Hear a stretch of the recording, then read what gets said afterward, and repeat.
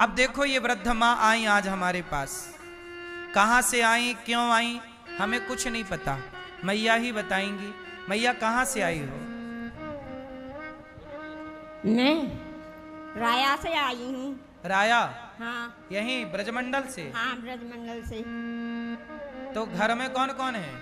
घर में कोई नहीं है। बेटा? बेटा बेटा बेटी कुछ भी हुए नहीं। नहीं हुआ? पति ने छोड़ दिया, माँ बाप के पास रही करीब 40-45 वर्ष से। तो पति ने कितनी उम्र में छोड़ दिया था आपको? मुझे ऐसी कोई 20 साल की तो शादी हुई थी और ऐसी कोई 25 साल की मैं छोड़ दिया था। जब आप 25 साल की थी तब से पति ने छोड़ दिया? हाँ जी। क्यों छोड़ दिया? बच्चे नहीं हुए इसलिए मारपीट करते थे, कलेश करते थे काफी। अच्छा। बोलते थे कि जाओ यहाँ से, तुम्हारा कुछ भी नहीं है यहाँ। अच्छा, मतलब पत्नी के बेटा नहीं हुआ, बच्चे नहीं हुए तो पति ने छोड़ दिया। ये फिर उन्होंने दूसरा ब्याह किया क्या? ये मुझे मालूम नहीं क्या किया उन्होंने, क्या नहीं किया। मैं उस दिन से गई नहीं वहाँ। देखो ये भी एक अजीब कहानी है कि एक पति ने अपनी पत्नी को इसलिए छोड़ दिया कि उसके बच्चे नहीं हुए। अब इनके कोई बच्चा नहीं है, बेटा नहीं, बेटी नहीं, तो पति ने छोड़ दिया तब जब इनकी उम्र 25 साल की थी। अभी उम्र क्या है आपकी? और 73 साल की उम्र है मेरी। 73? हाँ, 73 वर्ष, 73। अब इतनी उम्र है। अब मैया आप अपने पिता के घर थी, माँ के घर?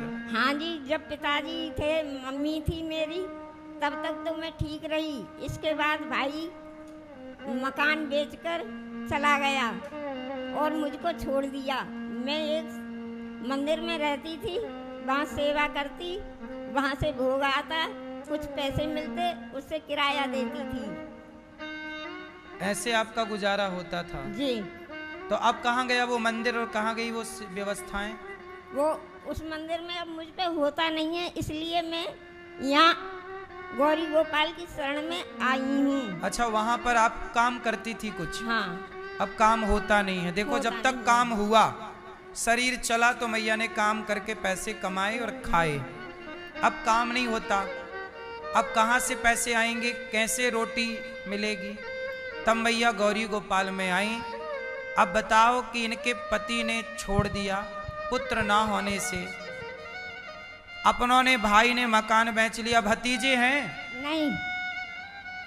भाई भतीजे सब कुछ होते हुए मुझे कुछ मालूम नहीं ये कहाँ रह रहे हैं, कहाँ नहीं रह रहे हैं।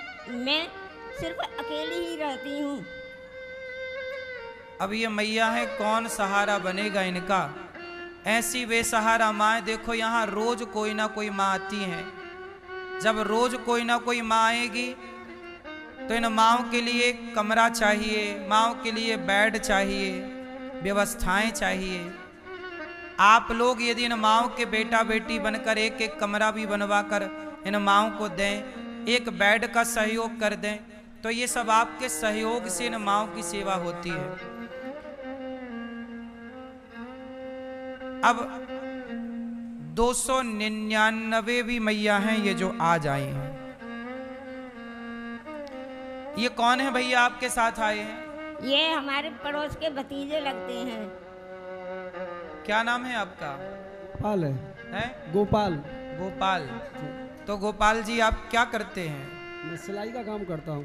सिलाई का काम? सिलाई, दर्जी हैं? हाँ। तो आप, ये कौन है आपकी? ये पड़ोस की बुआ लगती है। पड़ोस की बुआ है। तो आप लोग सेवा कर लेते थोड़ा थोड़ा, 4 पड़ोसी मिलकर? वो कर लेते, लेकिन हम मजबूर हैं, घर भी छोटा है मेरा और बच्चे हैं, इसलिए नहीं कर पा रहा। अच्छा, सबकी अपनी अपनी मजबूरी है, पर ये दास अनिरुद्ध की कोई मजबूरी नहीं। हमारा तो यही धर्म है कि हम इनकी सेवा करें।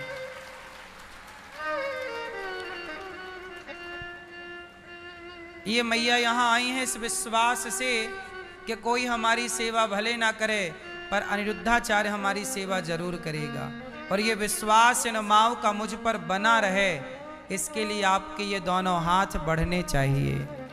इसलिए कहता हूँ कि जब आपके घर भोजन बना करे तो एक मुट्ठी चावल निकाल के रखा करो, इन माओं के लिए।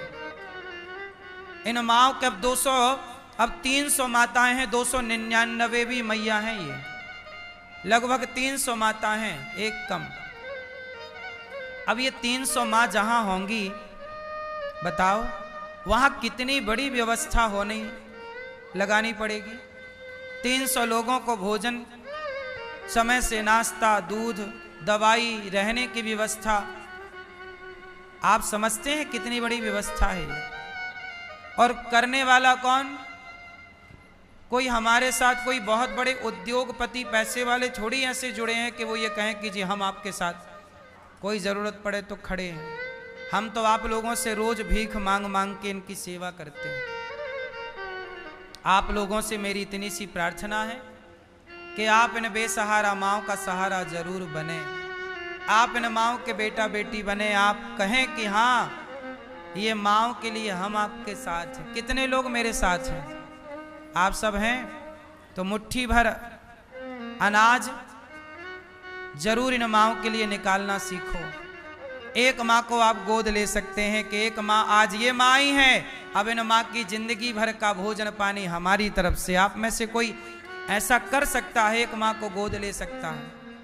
इन माँओं के लिए आप कमरा बनवा कर दे सकते हैं। आप इन एक माँ को इन माँओं के लिए कमरे की छत डलवा सकते हैं। माताओं के कमरे में आप व्यवस्थाओं के लिए सहयोग कर सकते हैं कि कमरे में आप एसी, हमारे हैवल्स ग्रुप से हमारे श्रीमती विनोद राय गुप्ता जी दिल्ली से हैं। अपने सुपुत्र अनिल राय गुप्ता और संगीता राय गुप्ता जी की शादी की 32वीं वर्षगांठ के अवसर पर इन्होंने वृद्ध माओं के कमरे में 15 कमरे में 15 एसी लगवाने का संकल्प लिया। अभी नीचे के फ्लोर में किसी भी कमरे में 15 कमरों में एसी नहीं लगी थी, ऊपर लग चुकी है सेकंड फ्लोर में। तो इन्होंने 15 एसी देने का संकल्प किया है। भगवान इन्हें सुखी रखें। आप लोग भी, आप सबके सहयोग से ये सब सेवाएं होती हैं। आप सबके लिए ये धर्म है आपका कि आप इन माँओं के लिए कुछ ना कुछ, माँओं को भोजन ही दें कि आज का भोजन हमारी तरफ से, आज रात्रि का दूध। क्यों मैया, आप सब आज का भोजन कराओगे? एक जन आज करा लो, एक जन कल करा लेना। ऐसे 365 लोग यदि मिल जाएं एक एक दिन का, एक एक टाइम का, तो फिर बताओ ये काम हल्का हो जाएगा ना? सब बांट लेंगे ना। ऐसे आप बांट लो कि एक बेटे का जन्मदिन आए तो आप एक दिन माताओं को भोजन कराया करो, कि नियम बनाओ कि भाई हमारे बेटे के जन्मदिन में हम 300 माताओं को भोजन कराएंगे। एक टाइम का कराओ, चलो दोनों टाइम का ना सही, तो कम से कम आपका ये सहयोग हो जाएगा। यहाँ पर अखंड साधु सेवा चलती है। आप एक दिन का संतों को भोजन कराओ कि आज हमारे बेटे के जन्मदिन में माता पिता की पुण्यतिथि पर हम संतों को भोजन कराएंगे। ये फुटपाथ पर सोने वाले संत हैं बेचारे।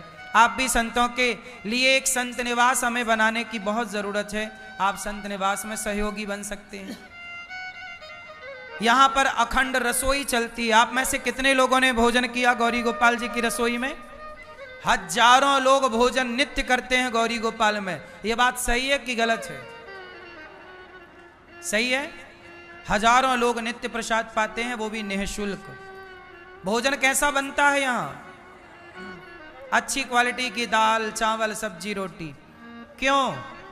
मुझे ये लगता है ना कि आप भगवान का रूप हो, ना जाने किस रूप में नारायण मिल जाए।